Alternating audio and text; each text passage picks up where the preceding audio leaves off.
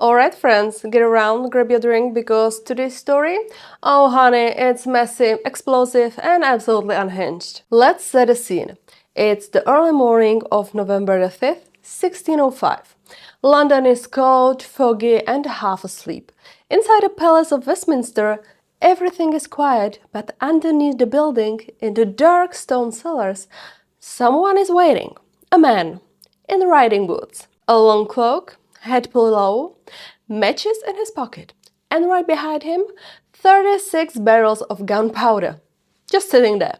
Enough explosive power to obliterate the Palace of Westminster, the House of Lords, the King, his sons, and basically every important person in England's government in one violent boom. This man is Guy Fawkes. Well, not according to him. When the guards walk in, he confidently introduces himself as John Johnson. Iconic fake name, truly. So here's how it happens. A mysterious letter warns authorities that something bad might go down in Parliament. King James sends his men to check the buildings. At first, they find nothing. Then someone says, "Hey, what about the cellars?" They head down. They see stacks of firewood. And behind them, Boomtown. They find Guy Fawkes, dressed like he's ready to hop on a horse and flee, standing guard over the gunpowder like it's his emotional support barrel. The guards are like, "Sir, what exactly are you doing here?" Guy Fawkes barely blinks. He claims he's just a servant looking after firewood for a nobleman. Totally normal, nothing suspicious. Don't mind the explosive. But when the guards search him and find those long matches used specifically to ignite gunpowder, yeah, that's when they arrest him. And this man, this absolute menace, is still calm. When King James I questions him later, Guy Fawkes tells him straight to his face that he planned to blow up the king and his Scottish laws and only regrets that he failed. No fear, no apology, just stone-cold commitment. This moment becomes legendary. It's the reason kids in the UK still build guys out of old clothes and toss them onto bonfires. It's the reason fireworks explode across the sky every November. It's why everyone knows the rhyme, "Remember, remember the 5th of November." But nobody tells you the part that comes next. Because after his arrest, the story stops being dramatic and turns downright brutal. King James orders torture. Real medieval torture. Guy Fawkes will go from defiant soldier to barely able to write his own name. But before we even get there, you need the context. The anger, the religious pressure cooker, the broken promises, the loss, the fear, the whole storm that pushes 13 men to plan the destruction of their own government. Because Guy Fawkes didn't end up in that cellar by accident. And that is where the story really begins. So before we dive into torture chambers and taking gunpowder, we need to understand why Guy Fawkes and a bunch of well-dressed English gentlemen decided, you know what sounds fun? Blowing up Parliament. Because this wasn't random. This was pressure building for decades, like a pot about to boil over. Let's rewind. England in the late 1500s? It's hot, chaotic mess of religious tension. On one side, Protestants, on the other, Catholics. And both groups are absolutely convinced the other side is ruining the country, the monarchy, and possibly the afterlife.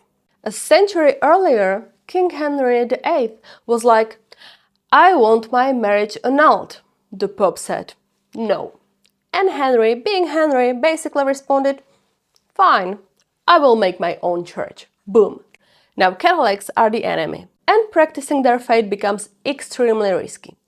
By the time Elizabeth I rules, Catholic families are losing land, going to prison, being fined to bankruptcy, or even executed just for being Catholic. Entire communities are forced underground, literally.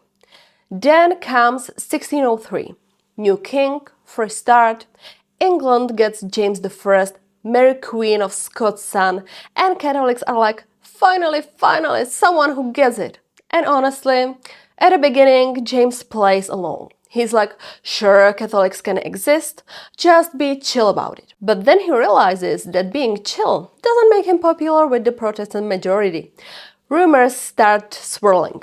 Whispers say he's too soft, maybe even secretly Catholic friendly. And James panics. He does a full political 180. He says, and this is a real quote, that he has utter detestation of Catholicism. He bans Catholic worship completely. He starts enforcing laws that ruin Catholic families. People are interrogated, watched, and punished simply for going to a mass. And the mood shifts. Catholics go from hopeful to disappointed, to furious. They feel betrayed, targeted, cornered. And when people feel trapped long enough, they explode. Which brings us to Robert Catesby. Think of him as the charismatic mastermind of the group. Tall, rich, persuasive, deeply Catholic, and carrying more resentment toward the English monarchy than a teenager with Wi-Fi restrictions.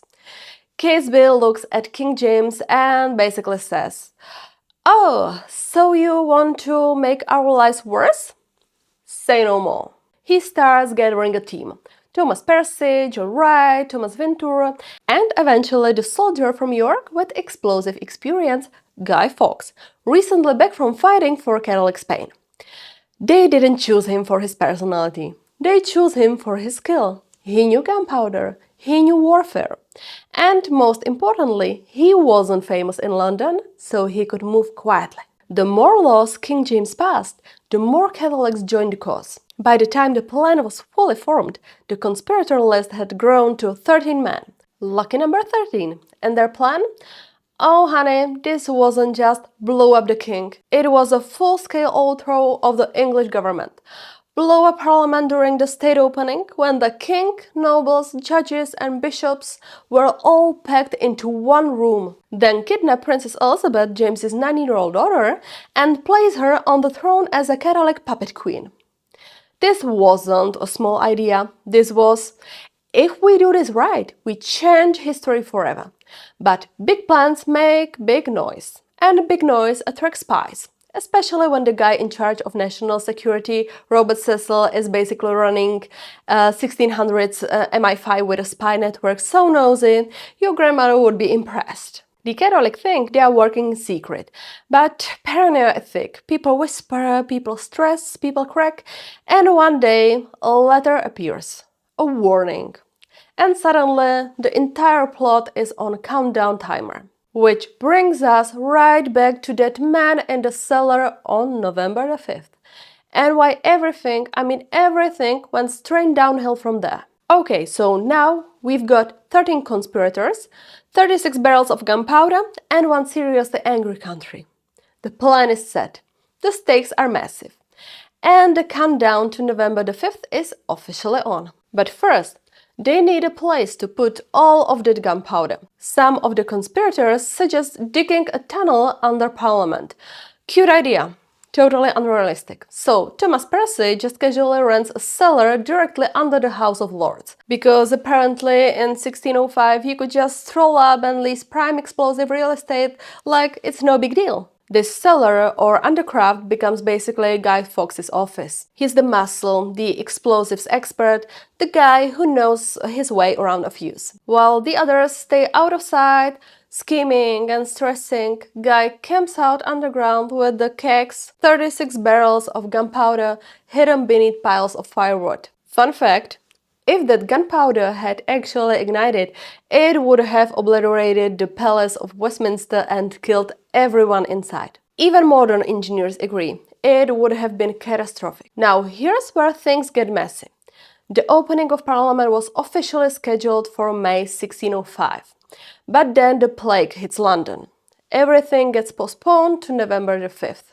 And the conspirators, they are stuck waiting for months, knowing full well they could be caught at any moment. Tension builds, doubt creeps in, and some of the conspirators start worrying about their friends, nobles who would be inside Parliament when it exploded. One of them decides to warn someone.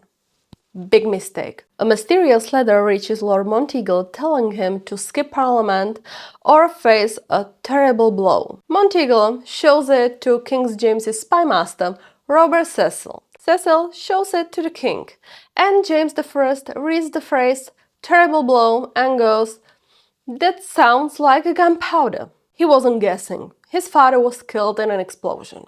He's paranoid, he's sharp, and suddenly he's very suspicious. So the king orders a search. Enter the worst night of Guy Fawkes' life. On the evening of November the 4th, the first search party checks the cellar. They find Guy Fawkes standing next to a lot of firewood. And Guy, cool as a cucumber, tells them, "Oh, this? Totally normal. I'm John Johnson, just a servant doing my job." They leave. But something doesn't feel right. Percy's name, which Guy casually dropped, raises red flags because Percy is a known Catholic troublemaker. So the guards go back for a second look. This time, they search properly. They dig through the firewood.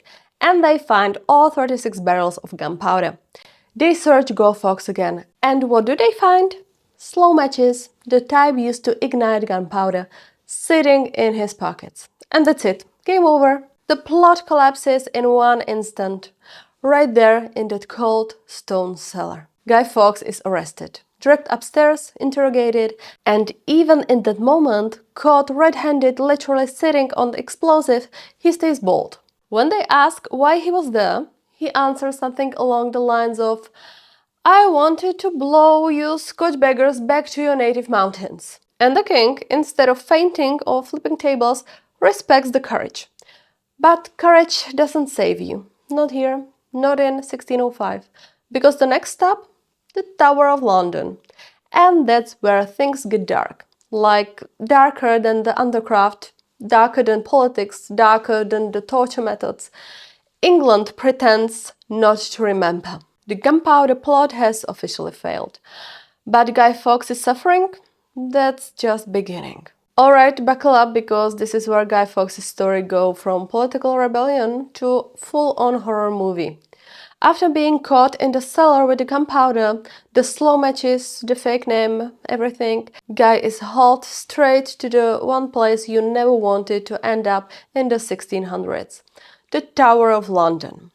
Now, the tower today is full of ravens, school trips and overpriced gift shops. But back then, it was basically England's torturers HQ. And Guy Fawkes is about to find out why. He's brought in front of King James I, who listens to John Johnson explain himself with this wild, fearless attitude. Now the king actually kind of admires it. But admiration doesn't mean leniency.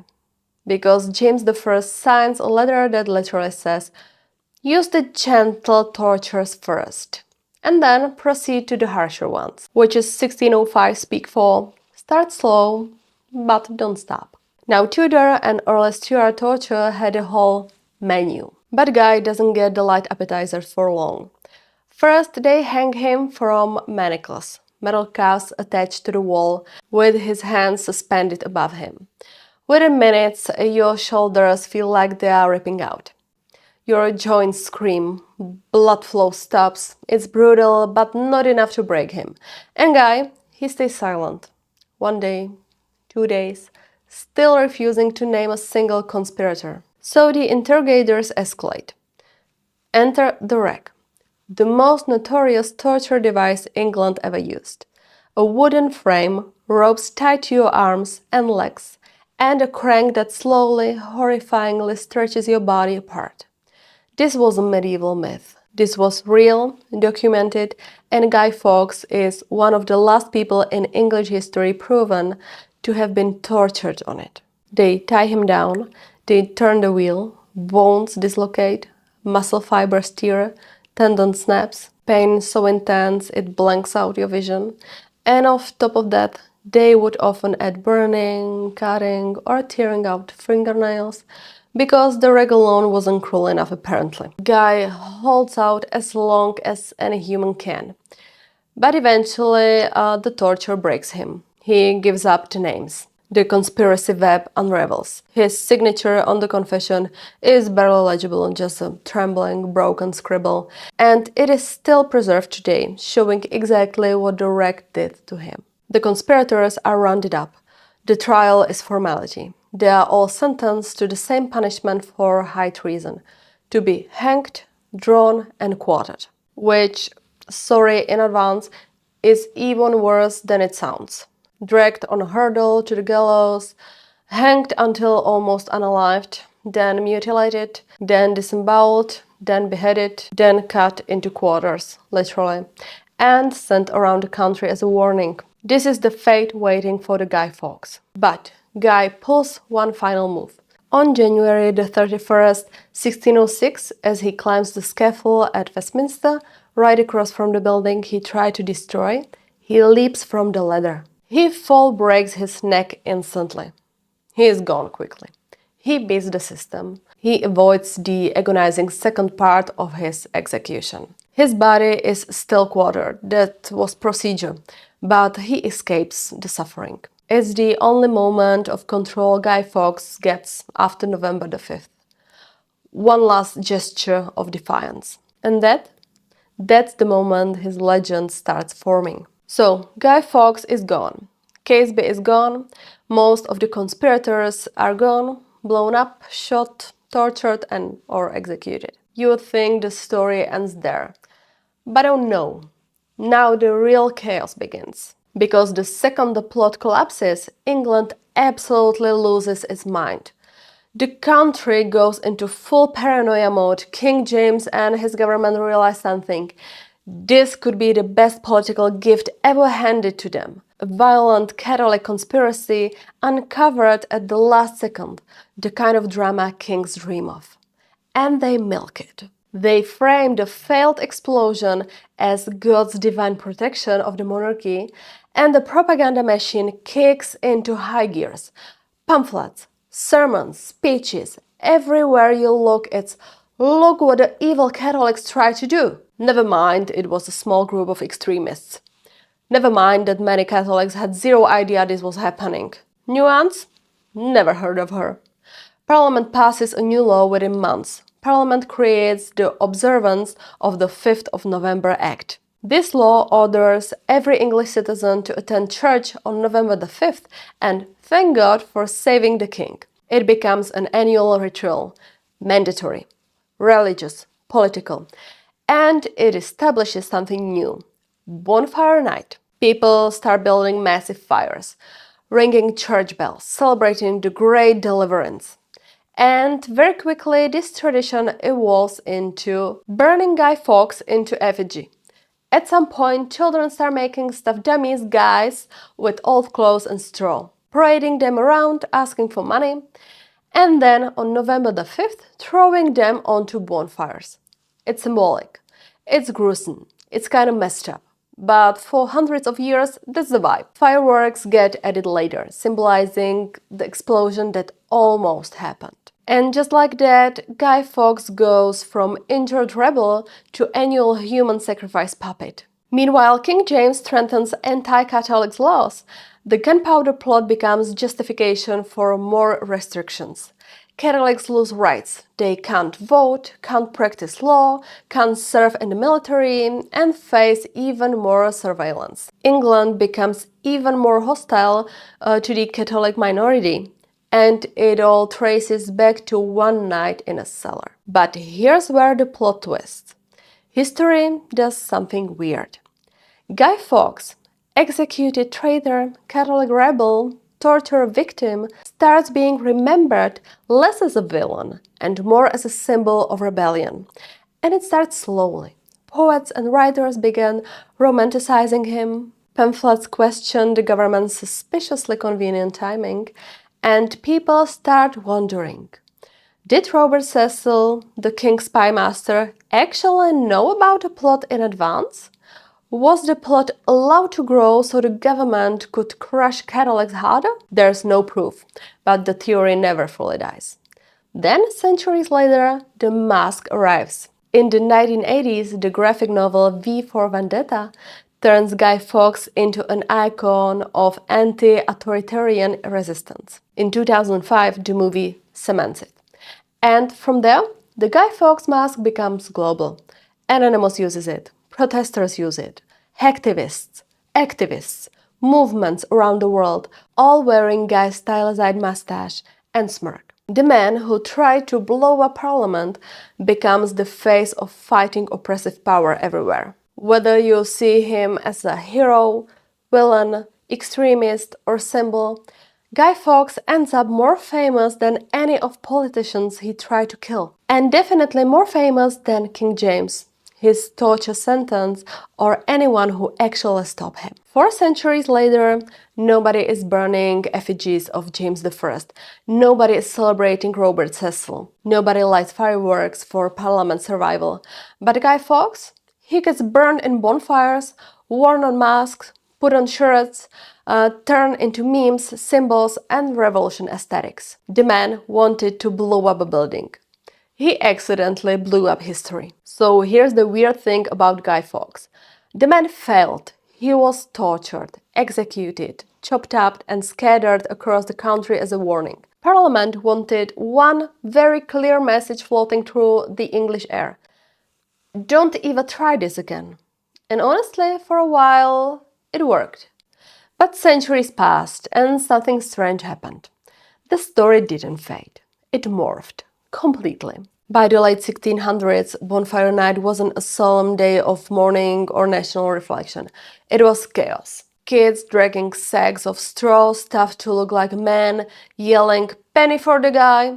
People building massive bonfires, drinking, partying, lighting explosive, basically turning all this into a festive block party. Probably not the deep moral lesson Parliament hoped for, but okay. And Guy Fawkes, the torture trader, somehow become the star of the show. Fast forward a few hundred years. His face gets stylized into a mask for a graphic novel. That novel becomes a movie, and suddenly Guy Fawkes, literal enemy of the crown, becomes a worldwide symbol of rebellion, anti-corruption, hacktivism, and resistance. The same government that once scattered his limbs across England now sells plastic masks with his mustache. If irony could pay rent, this one would buy penthouse. Some people see him as a hero. Others still see him as a dangerous extremist. But either way, he's unforgettable. The man who never got his explosion somehow became the spark. And this is the strange afterlife of Guy Fawkes. He failed spectacularly, but his story, it lit a fuse that never went out.